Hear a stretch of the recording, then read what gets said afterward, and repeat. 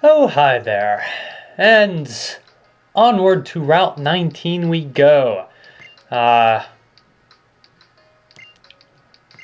Yay, free potion right off the bat. Last time we got our star Pokemon, and Bianca is wanting to show us how to catch a Pokemon, and we have to actually head this way anyway. He'll talk about billboards, because looking at these is so exciting. Anywho, Route 19 is directly north, and Bianca will be up here, and she'll be like, hey, this way. And she's going to remind, well, it reminds her of that day on Route 1. It might remind you of it as well if you've played Black and White, which I assume everyone who's playing Black 2 and White 2 probably played Black and White.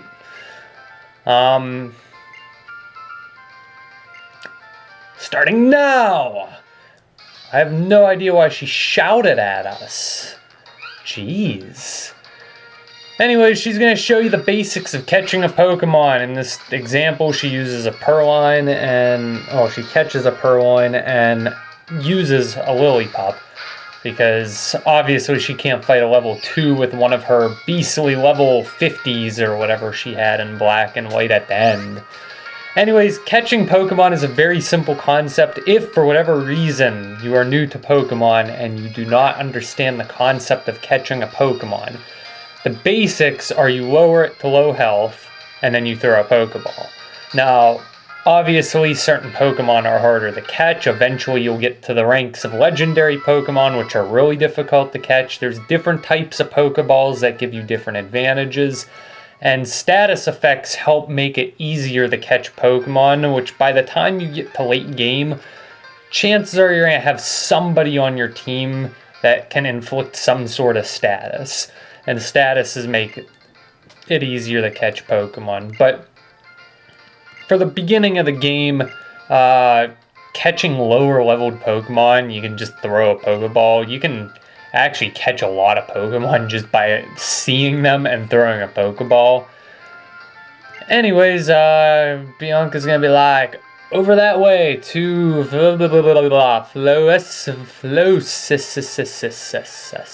too many C's in that name. Bye now, meet lots of Pokemon and catch a lot of them, and slave them inside tiny little Pokeballs to do your evil bidding. Anyways, if you're familiar with my walkthrough layout, you'll know that I always cut out wild Pokemon battles, and I always speed up trainer battles. This is nothing new. Since I do not have the sidebar this time around, I'm going to try something a little new. I'm going to put in a little segment for each route. Whoops, that was not my intended effect there. I'm going to put in a little segment upon reaching a new area, just on the wild Pokemon of the area. So we're going to start off Route 19's 2 Pokemon. Route 19 has 2 Pokemon, Patrat and Purrloin, both at a 50% catch rate. These are the most basic of all basic Pokemon to catch. Purrloin is a dark type. It eventually evolves into Liepard. Now, if you're looking for an early game Pokemon to catch, the 2 Pokemon on this route are not what you're looking to catch. Purrloin and Patrat are both very weak. Purrloin, when I first saw Purrloin, I saw it and I'm like, that looks like a cool Pokemon. Then I saw its evolution, I'm like, Liepard's ugly. And then I realized that it also is a really bad Pokemon, which is a shame because I have a black cat, which you saw at the beginning of part 1, and I was like, ooh, perfect thing to nickname Purrloin. And then I'm like, oh. Purrloin is very weak. It doesn't have a lot going for it. I don't recommend it for a team in the slightest, but if you want to try one out, go ahead. The other wild Pokemon that you'll find is Patrat. Patrat evolves into Watchog. Now, Watchog, I don't know. Patrat is on the very, very weak side. I thought maybe you can make it useful, But again, it's really just not worth it. It's also a normal type, and normal types, I've never been a fan of normal types simply because normal types are normal. There's nothing exciting about normal types.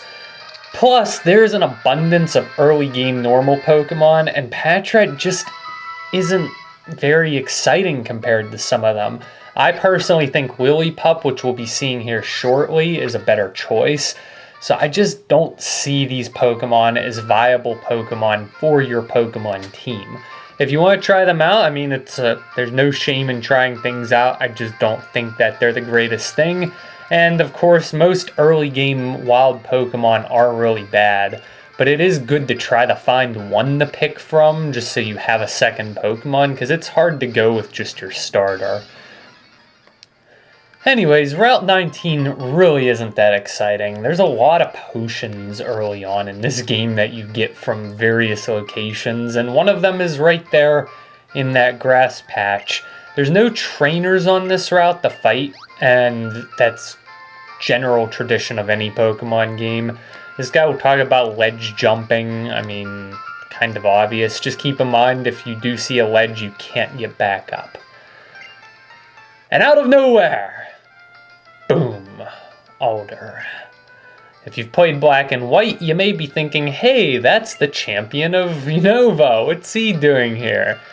Well, Alder is nearby in this little town to the east here, and he's going to introduce himself. And he's going to spin around you and stare at you. How rude. You're not a seasoned trainer. He's going to ask you to follow him, and man, his music never gets old. Probably, I never really was a fan of the Black and White soundtrack, but Alder's theme is pretty good. There's also a Poké Center here where you might want to heal up your Pokemon before talking to him. As a general rule of thumb, I always cut out Poké Centers unless there's an item you can obtain in them from pretty much this point out. But again, I would like to mention that I mentioned in the first part, your Pokemart's also in here, and because it's early on in the game, I always recommend that people pick up some Pokeballs and potions, because you can never have too many of those. So I'm a weird gamer where I don't like using items.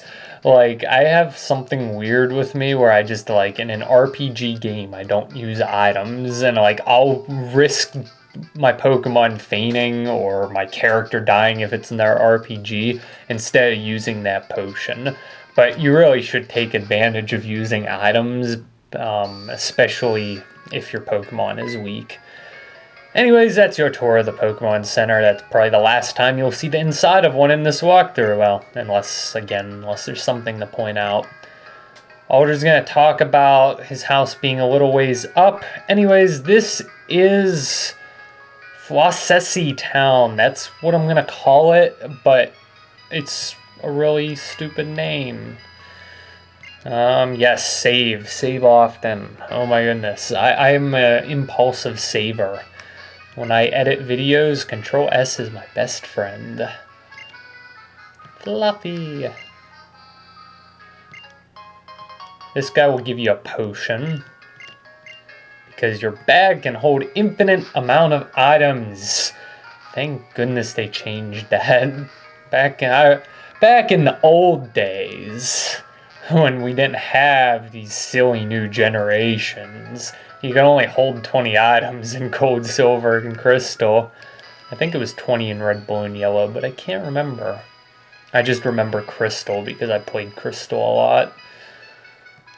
Okay, not much exciting. This is really a small town, although it is, I mean, most second towns in Pokemon games are generally small, and this one's relatively sizable.